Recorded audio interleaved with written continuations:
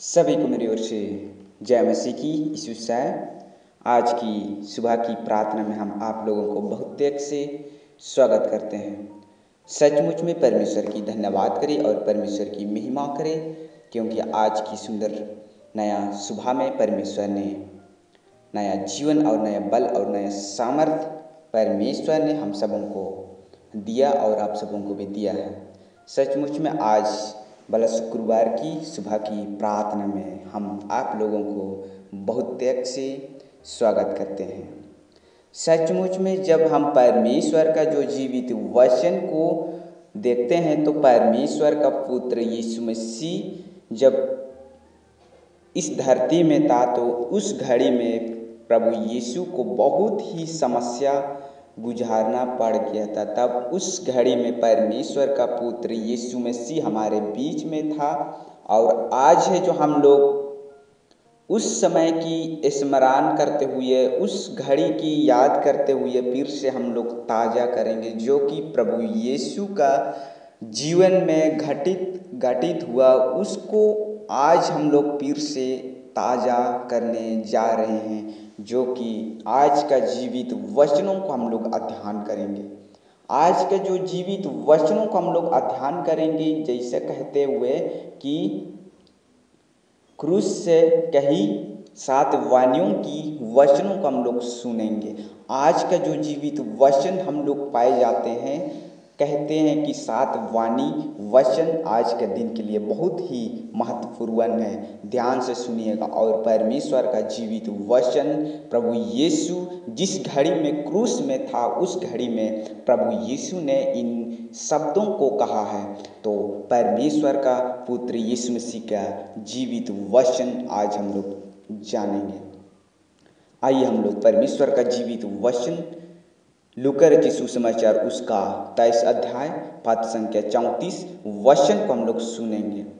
यहाँ पर परमेश्वर का जो जीवित वचन इस प्रकार से कहता है, तब यीशु ने कहा, हे पिता, इन्हें क्षमा कर, क्योंकि यह जानते नहीं कि क्या कर रहे हैं। और उन्होंने चींटियाँ डालकर उसके कपड़े को फाड़ लिए। आमीन। यहाँ पर परमेश्वर का जो जीवित वचन कहती है कि जितने प्रभु यीशु को सताया गया, वही लोग जो प्रभु यीशु को, परमेश्वर का पुत्र यीशु मसीह को सताया गया था, वही लोगों के लिए प्रभु यीशु जब क्रूस में था, जिस घड़ी क्रूस का ऊपर था, उसे परमेश्वर से प्रार्थना करता है। प्रभु यीशु ने परमेश्वर से प्रार्थना करता है कि इन्हें क्षमा कर, कि ये लोग नहीं जानते।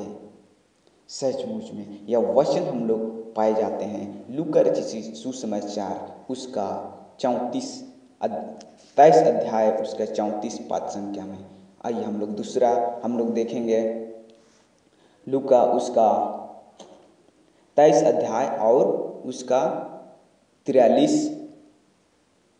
वचन को हम लोग देखेंगे। यहाँ पर परमेश्वर का जो जीवित वचन यीशु मसीह कहता है, तब उसने कहा, हे यीशु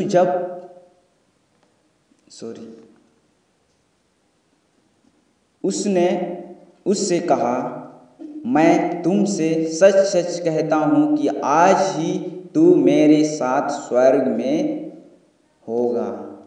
आमीन। यहाँ तक परमेश्वर का पुत्र यीशु मसीह जब लास्ट में कहता है कि आज से ही आप लोग जो इस संसार में मसीह लोग हैं, वही लोग होंगे प्रभु यीशु के साथ। और हम लोग तीसरा वचन को हम लोग देखेंगे यूहन्ना रचित सुसमाचार उसका 19 अध्याय पद संख्या 26 वचन को हम लोग देखेंगे।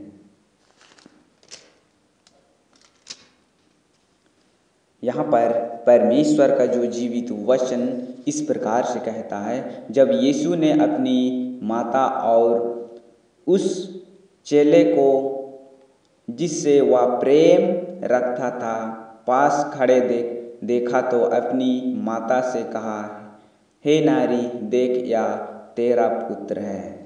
आमीन। यहाँ पर भी प्रभु यीशु से बहुत प्रेम करता था और प्रभु यीशु भी उन भाई बहनों से प्रेम करता था जो प्रभु यीशु की आज्ञाओं को मानता है। और उस घड़ी में यहाँ पर भी कहा कि जिस समय क्रूस में था उस समय भी यह बात ही कही है। और हम लोग आगे वचन को हम लोग देखने वाले हैं। चौथा वचन मत्ती रचित सुसमाचार उसका 27 अध्याय पद संख्या 46 को हम लोग देखेंगे। मत्ती रचित सुसमाचार उसका 27 अध्याय पद संख्या 46 वचन इस प्रकार से कहता है। तीसरे पार के निकट यीशु ने बड़े शब्द से पुकार कर कहा, एली एली लामा सबक्तानी, अर्थ हे मेरे परमेश्वर तूने मुझे क्यों छोड़ दिया। हालेलुया, आमीन। यहाँ से परमेश्वर का जो जीवित वचन प्रभु यीशु जिस घड़ी सारा चीज़ खत्म हो चुका था उस घड़ी में प्रभु यीशु ने यह वचन कहा गया था। सचमुच में जब यहाँ पर सूरज अंधेरा हो गया था उस घड़ी में यहाँ पर प्रभु यीशु ने कहा कि मुझे क्यों छोड़ दिया। आइए हम लोग अगले वचन को हम लोग देखेंगे। यूहन्ना रचित सुसमाचार उसका 28 अध्याय 19 अध्याय पद संख्या 28 वचन को हम लोग देखेंगे। यहाँ पर परमेश्वर का जो जीवित वचन क्या कहता है। 28 अध्याय यूहन्ना रचित सुसमाचार उसका 19 अध्याय पद संख्या 28 को हम लोग देखेंगे।